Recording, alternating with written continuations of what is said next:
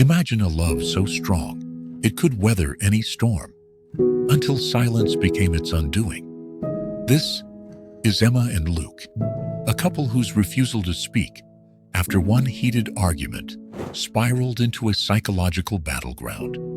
I'm here to guide you through their story, exposing the mind games that shattered their bond, and the science behind why silence can be louder than words.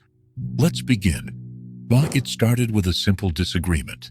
Emma wanted to move to a new city for her dream job, but Luke felt abandoned. Words flew sharp and cutting until Luke stormed out, slamming the door. Emma stood frozen, her heart racing, cortisol flooding her brain, signaling stress. She waited for his apology, but it never came.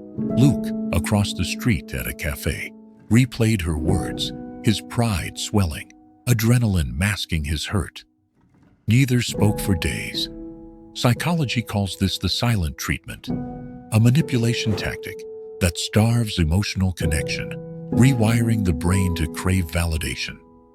But for Emma and Luke, it became a game, each waiting for the other to break first. Their love, hanging by a thread, on days turned into weeks.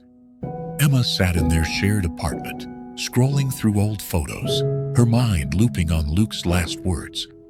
Her brain craved the dopamine rush of his laughter, now gone, replaced by a cortisol crash that left her anxious and sleepless. Luke, meanwhile, buried himself in work, convincing himself Emma would cave. But pride held them both captive. Subconsciously, they played a game. Neither could win. Studies show silence triggers attachment anxiety. Emma's need for reassurance clashed with Luke's avoidance streak, a classic mismatch in relationship psychology.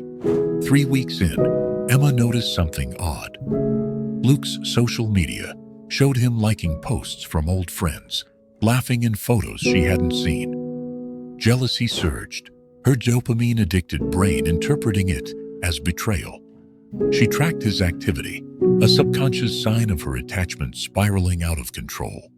Luke, meanwhile, felt the cracks. His adrenaline spikes from work couldn't drown out the emptiness at home. One night, Emma confronted him, but not with words. Her eyes, filled with tears, spoke volumes. Luke turned away, his pride still a shield. But the silence chattered when she packed a bag, her voice breaking as she whispered, "I can't do this anymore." He reached for her, but she was gone. Months later, Emma walked through a park, her mind quieter now, cortisol levels stabilizing as she processed the loss.